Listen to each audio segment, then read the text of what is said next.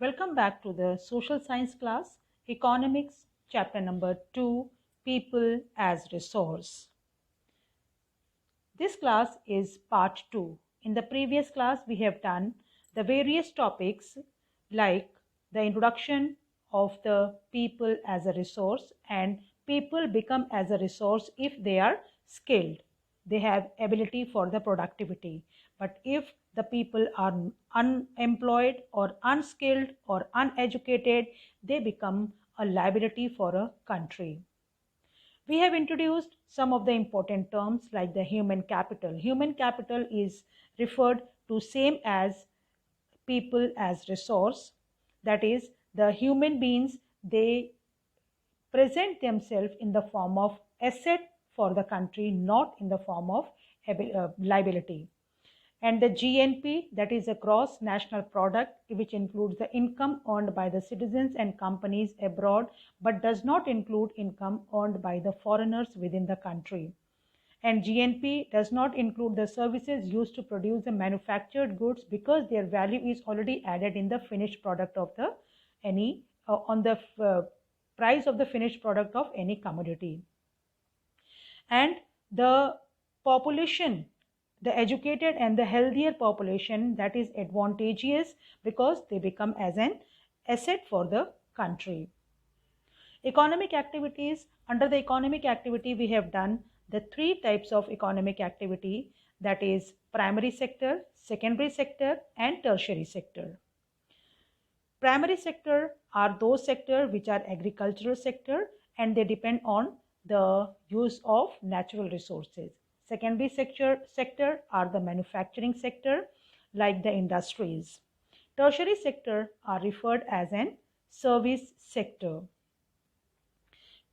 Economic activities could be again classified, or it has a two parts, that is a market activity and non-market activity. Market activities are those activities which are performed for getting some remuneration, that means some earning, some profit, whereas non-market activity, they are for the self-consumption. Market activities include the production of the goods and services which are sold in the market, whereas non-market activities, they include the goods and services which are consumed by the producers or his own family. Now let us start with the second class of this chapter, quality of population. The quality of population depends upon the literacy rate, health of a person indicated by the life expectancy, and skill formation acquired by the people of the country. The quality of the population ultimately decides the growth rate of the country. Illiterate and unhealthy population or people are a liability for the economy, and literate and healthy population are an asset for an economy. So we will explain the two aspects, that is the education and health, to prove the quality of population. Education, that is also referred as literacy rate. Education is a process of learning for acquisition of knowledge. It is an important input for group of a person. Development of a country is basically dependent on literacy rate. When a person is educated, and that the family can be educated. After that, society can be educated, and hence literacy rate of the country can increase. An educated person can earn more income compared than that of an uneducated person. For this term, national income of a country can increase. Governance efficiency can also be enhanced through learning processes. So education is must in the country. Here you can see the graph of the education of male and female, in which it's very clear that the female education is always lower than the male education. There have been the various steps taken by the government to improve the literacy rate in India. Although there are so many steps, but here we will study only some important steps. That is, those are the 5 important steps. Those are Sarva Shiksha Abhiyan, bridge courses, back to school camps, midday meal schemes, Enrollment in the higher education. The major characteristics of the Sarva Shiksha Abhiyan. The clear time frame for universal elementary education is provided under the Sarva Shiksha Abhiyan. The quality basic education all over the country.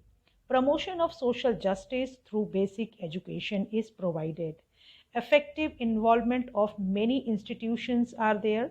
Expression of political will for universal elementary education across the country. A partnership between the central, state, and local government is done under SSA, that is Sarva Shiksha Abhiyan. Opportunity for states to develop their own vision of elementary education. Sarva Shiksha Abhiyan is a significant step towards providing elementary education to all children in the age group of 6 to 14 years by 2010. Second comes bridge courses. A bridge course is a university preparation course with an academic curriculum that is offered to mature students as a means of preparing for the intellectual challenges of a university education, successful completion of which is recognized as a basis of admission to the university. Third is back to school. Areas where schooling facility is available, but children either did not join the school or dropped out before completing their schooling. Those children may not fit into the rigid formal system of the school. So, to bring such children back to school camp and bridge courses strategies have been implemented. Bridge courses at back to school camps can be residential or non-residential depending upon the need of children. Third category comes mid-day meal scheme. Mid-day meal scheme is a scheme in which the school children have provided the food in the schools. It is provided to increase the literacy rate in our country and to reduce poverty in the country. It is also provided to provide education to the poor children of the families who are below the poverty line. Enrollment in the higher education.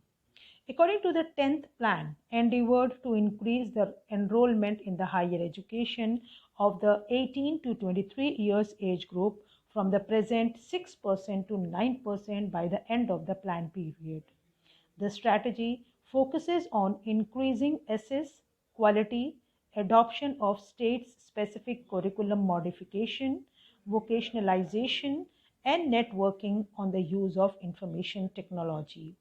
The plan also focuses on distant education, convergence of formal, non-formal, distant and IT education institutions. Over the past 50 years, there has been a significant growth in the number of university and institutions of higher learning in specialized areas.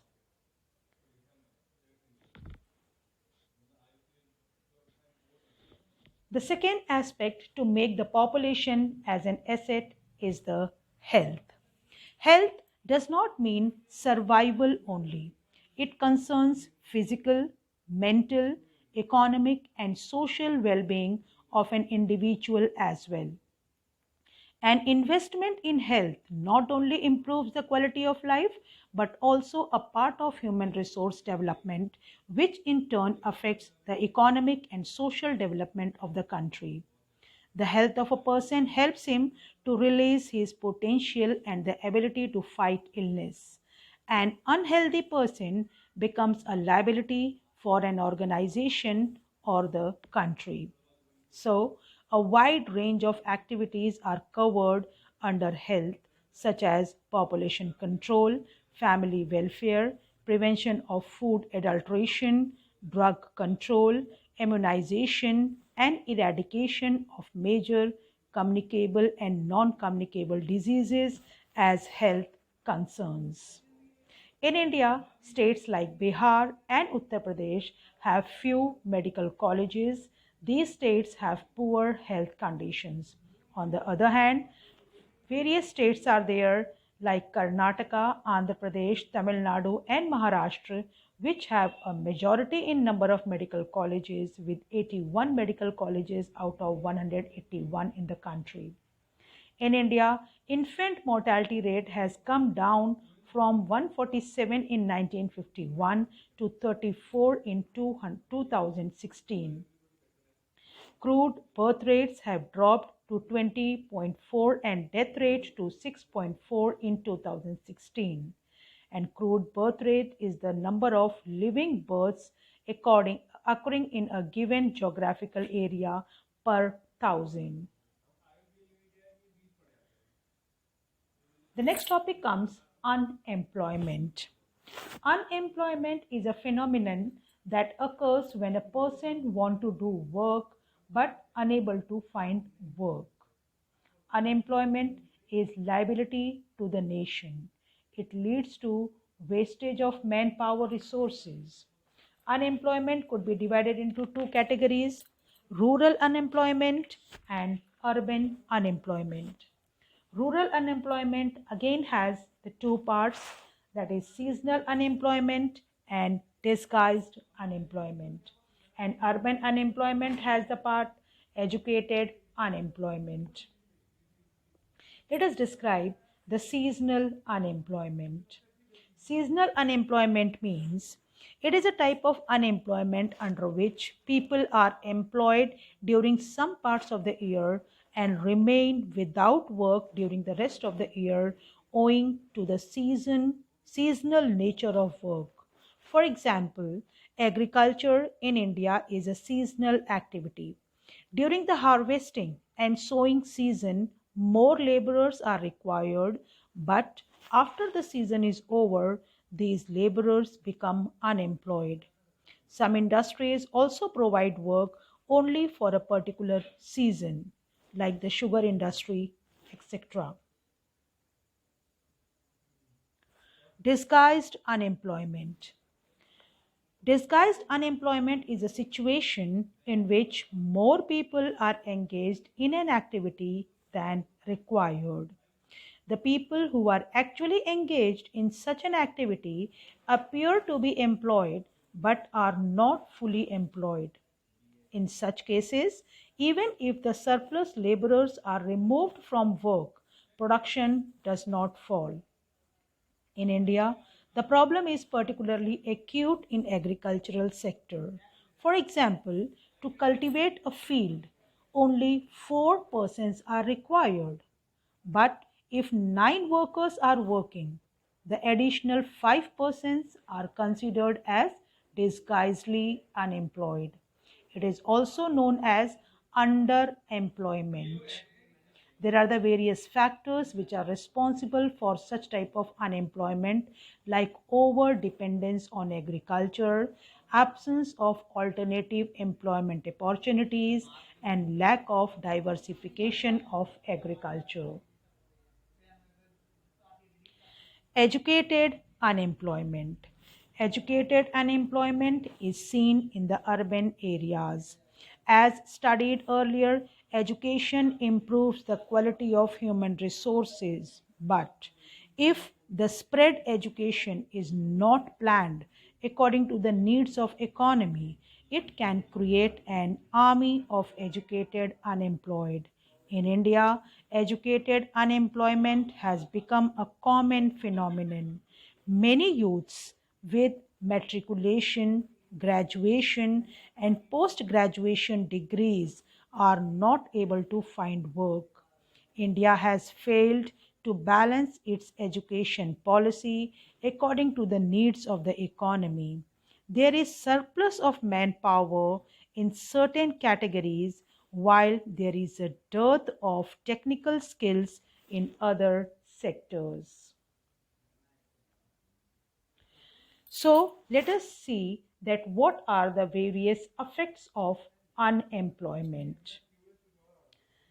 Various consequences of unemployment are like the wastage of the productive resources, loss of resource efficiency, adverse effect on saving and capital formation, source of exploitation, leads to inequalities of income, burden on government, change in work attitude, adverse effect on individuals' personality, adverse social and political effects.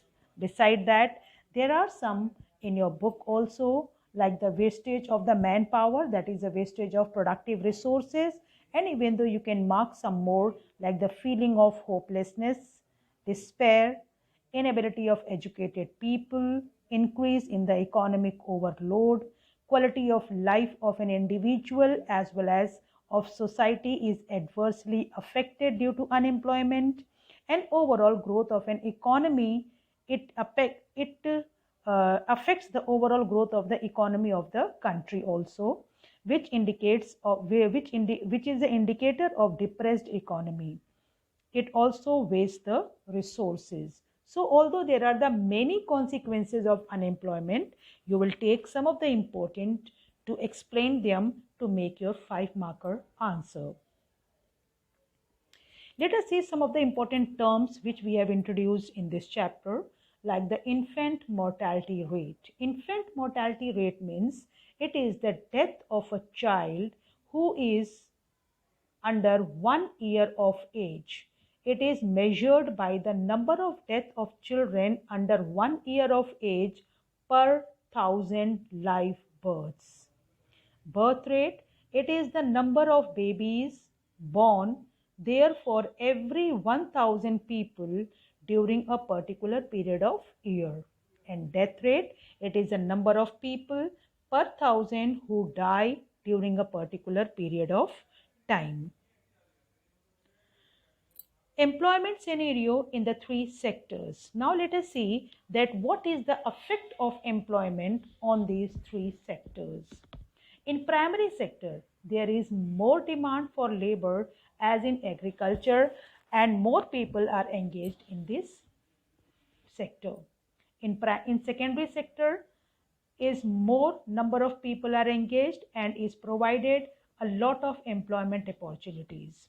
Tertiary sector is developing sector in our country, so it doesn't have more employment as in first two, but most people want to go in this sector. So we can say that although the employment opportunities are very less in agricultural sector, but then too the more and more people are engaged in this agricultural sector, but they want to move to the tertiary sector to improve their standard of life. So being in a primary sector, they can make many employment opportunities for their development. So in spite of moving, so in the primary sector itself, the people can find many opportunities as the basis of secondary and tertiary sector. So here we wind up with our class, chapter number 2, People as Resource.